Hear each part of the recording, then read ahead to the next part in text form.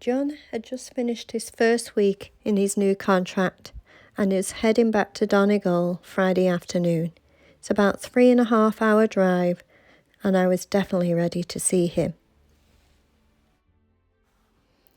And when he arrived back just in time for dinner, he was exhausted. First week in a contract, being away all week and doing a 3.5 hour drive back after working all day. He was ready to go to bed early. And to be honest, we had to be up very early the next morning. We had set an alarm for 3:30 a.m. and the plan was to drive to Belfast and catch the 7:30 ferry to Scotland. We were both tired, a little grumpy, and if I'm honest, I was already a bit sad knowing I was leaving Ireland again.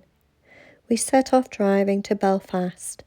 While we were on the road, I decided to quickly book the ferry on my phone, and that's when I saw it. Sold out.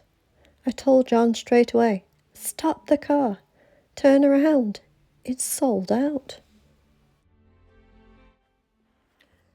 The next sailing available would be 11:30 a.m. So we turned the car around and drove back to the cottage and went back to bed. When we got up again around 7:30, we both felt a lot better and a bit more sleep. So we set off again for Belfast, and John said something that made me laugh. "Just out of curiosity, check if that first ferry is sold out." So I looked, and guess what? It wasn't sold out anymore.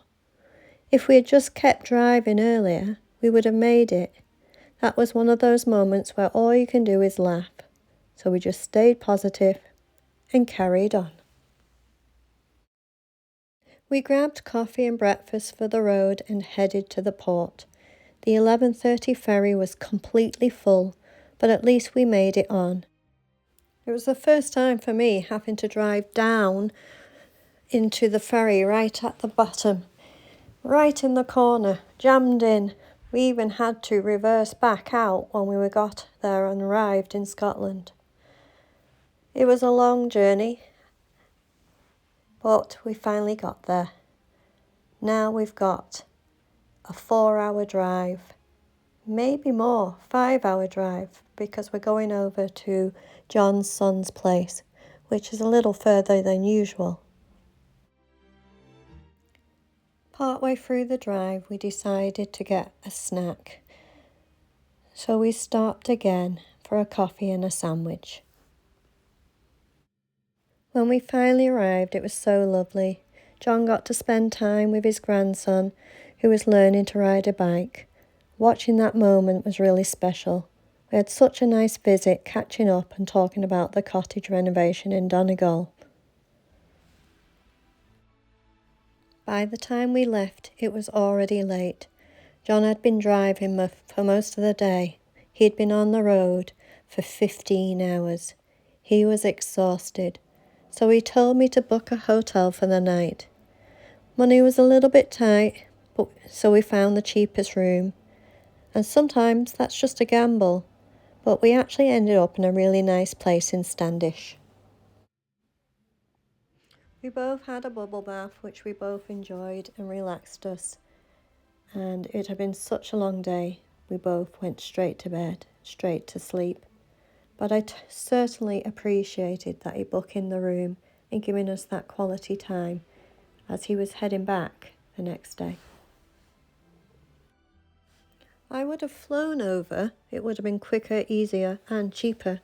But there was a window that John had ordered and wanted picking up. And also, with the way my parents were recently, we brought a wheelchair back that John had in the old house for my parents to use. That was nice of him. So the next morning we said our goodbyes, and John turned around and headed back, all the way back. A 10 to 12-hour drive, including the ferry, all over again, all the way back to the Donegal, and then again in the morning, as he also had another 3:30 a.m. wake-up call to drive the 3.5 hours back to his contract for Monday morning. I can't believe he did it. Not at his age. Sorry, John, but you did amazing that weekend, and I couldn't believe you did it. So he arrived back in Donegal around 9 p.m, absolutely exhausted, and went straight to bed yet again. It's going to be a tough 6 weeks. Hopefully John will get a chance to come back one weekend to come and visit so we can spend another weekend together. But it's a lot for him to do, and, well, maybe he can fly over, but we will see. We'll definitely miss each other, and I can't wait to get back to Donegal and be back in our home renovating. In the meantime, I'm in England, actually in Chorley, Lancashire, and this is where I grew up. It's a small market town, quaint, cute. I have lots of memories of here, and this is Astley Park, which has got Astley Hall in it, and I literally went through this park every day off to school and back. And now I go through this park to do some walking and get my steps in and some fresh air and a little bit of a break from my parents, as I am looking after them 24/7 for the next 6 weeks, which is very much rewarding, nice to see them, but can be a little difficult at times. But anyway, this Astley Park is really nice to walk through, pleasant walk, and I walk through here to go to town, walk through here to get to shopping, and also just go for a walk, just as I say, to get some fresh air. I also want to thank everyone for their well wishes for my mum. If you hadn't heard, she had a fall a couple of weeks ago, and she's doing much better now, but things are just not the same. She's been diagnosed with dementia, and she's 85 years old and slowing down, obviously. But it's good to see her and good to spend some time with her. And I could even get her to go out in the garden, which she adores her little garden, and just have a photo taken with her. And my dad, who is 94 years old and doing extremely well considering his health issues, but unfortunately has to stay in his chair all day long and in bed all night long. Well, I'm doing a lot for him, and now doing quite a bit for my mum too. But when I'm gone back to Ireland, which I can't wait to get back to Ireland, that's when it's my sister's turn, and she has to do it too. So hopefully you can hear me. I decided to try and do a video outside for a change, but obviously need to keep my phone close to me so you can hear me, and I also didn't want too much of a close-up, but this is it. I'm at the park, and one of the hardest things I find, for being that I'm in England and John is in Ireland, even though we miss each other, I'm not there to see for myself the renovation changes. Those are the biggest things.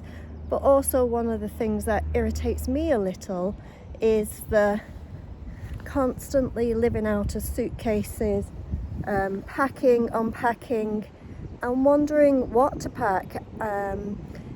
Just a week ago we had snow in Donegal. Then it was nice, then it was rain. So do I pack winter stuff? Do I pack summer stuff? Do I just put spring in? So I'm ending up packing a little bit of everything, which then is obviously a big suitcase, and I'm having to, if I'm flying over, that can be expensive to bring it with me. And like this time, John brought me over, but who knows if he's able to take me back. So we're not sure on that, but as I say, the hardest thing is just living out of the suitcases, wondering what to pack, and just even basically just not having your clothes organised in drawers and just living a normal life. It's all fun and games at the beginning, but it soon turns into being a little bit of a upheaval. But still, absolutely enjoying it. Can't believe all the things that we are achieving. and I'm sure that it's just going to continue as we go along, and it won't be that long. I will soon be back in Donegal and I can't wait.